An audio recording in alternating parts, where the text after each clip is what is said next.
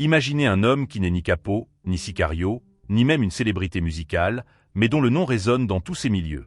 Jaime Andrés Fernandez Azueta, surnommé le Jimmy, est né à Culiacán le 13 octobre 1989. À première vue, on pourrait croire qu'il s'agit simplement d'un jeune homme privilégié qui aime étaler sa richesse sur les réseaux sociaux. Mais la réalité est bien plus complexe et troublante. Ce qui frappe immédiatement chez le Jimmy, c'est son silence assourdissant. Dans un monde où chacun se défend, s'explique ou menace, lui reste muet. Pas une seule fois il n'a démenti les accusations, pas une interview, pas même un communiqué. Et pourtant, les révélations à son sujet sont explosives.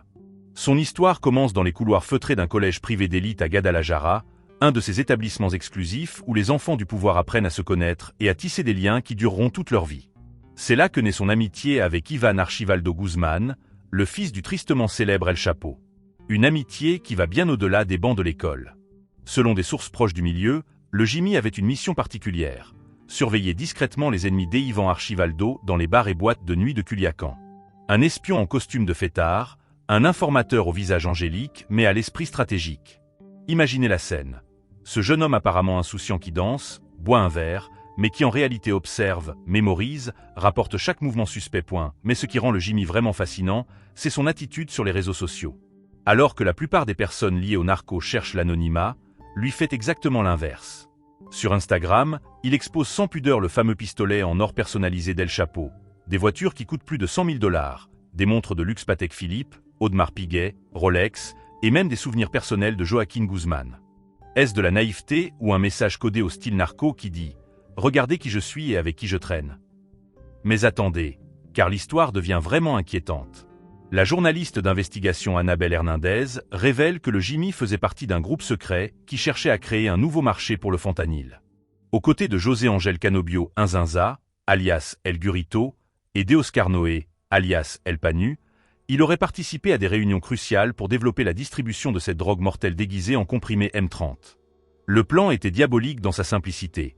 Offrir jusqu'à 5000 pilules gratuites à chaque distributeur pour que les consommateurs puissent les essayer sans payer. L'objectif ? Créer une dépendance massive chez les jeunes, puis dominer complètement ce marché de la mort. Une stratégie marketing appliquée au trafic de drogue, avec des conséquences dramatiques pour des milliers de familles. Ce qui est le plus troublant dans tout cela, c'est l'attitude de le Jimmy face à ces accusations. Zéro réaction. Aucun démenti. Aucune explication.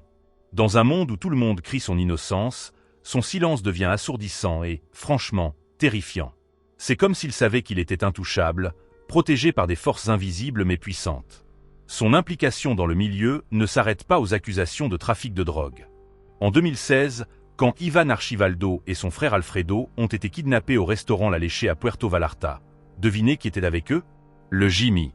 Il était là, sans armes visibles, sans protection apparente, juste un civil qui semblait faire partie intégrante de quelque chose de beaucoup plus grand et dangereux. Mais l'histoire prend une tournure encore plus surprenante quand on découvre ses connexions avec le monde de la musique. Le Jimmy est marié à Tania Leja, et celle-ci n'est autre que la sœur de Tito P, un chanteur qui a collaboré avec des stars comme Nathan Cano, Junior H et Peso Pluma. Et comme Tito et Peso Pluma sont cousins, cela fait de le Jimmy un membre de la famille directe de certains des artistes les plus écoutés du moment dans le genre corrido tumbado. Cette connexion soulève des questions dérangeantes. Est-ce une simple coïncidence qu'une des figures les plus visibles de ce mouvement musical soit liée familialement à un homme impliqué dans l'origine du marché du M30 ? Peut-être que oui, peut-être que non. Mais quand les affaires deviennent aussi importantes que l'industrie musicale, et quand les familles s'entremêlent entre spectacles, luxe et armes, le silence cesse d'être innocent et commence à ressembler à de la complicité. Aujourd'hui, le Jimmy n'a aucune charge retenue contre lui. Personne ne l'a arrêté, aucun média mainstream ne le mentionne ouvertement, mais on parle de plus en plus de lui à voix basse dans les cercles informés. Il est l'ami du fils d'El Chapo, lié à la naissance du marché du fentanyl, présent lors d'un des kidnappings les plus médiatisés, et en plus, il fait partie par alliance de la famille des étoiles de la musique régionale mexicaine. Alors, qui est vraiment le Jimmy ? Un jeune homme riche pris dans les courants du pouvoir malgré lui, ou un opérateur silencieux qui a appris à naviguer dans les ombres avec une habileté redoutable ? Dans ce monde impitoyable, celui qui se tait peut aussi dominer, et parfois, le plus silencieux est celui qui en sait le plus. Ce qui rend son cas si fascinant, c'est cette capacité à rester visible tout en demeurant insaisissable. Il publie, il se montre, il exhibe ses richesses. Parfois on dirait qu'il se moque du danger ou qu'il sait que rien ni personne ne peut le toucher. Beaucoup ont tenté de l'exposer, des médias, des youtubeurs, des profils anonymes, mais le Jimmy ne répond jamais, ne menace jamais, ne fuit jamais. Il reste simplement là, silencieux mais présent. Et dans le monde du narco, cette attitude est plus terrifiante que n'importe quelle menace directe. C'est le calme qui précède la tempête, ou peut-être la tempête elle-même, invisible mais dévastatrice. Le Jimmy représente cette nouvelle génération de personnages liés au crime organisé, éduqués, connectés, visibles mais intouchables, opérant dans les zones grises entre légalité et criminalité. Son histoire nous montre comment les mondes du trafic de drogue, de la musique et de la célébrité sont plus interconnectés qu'on ne pourrait le croire.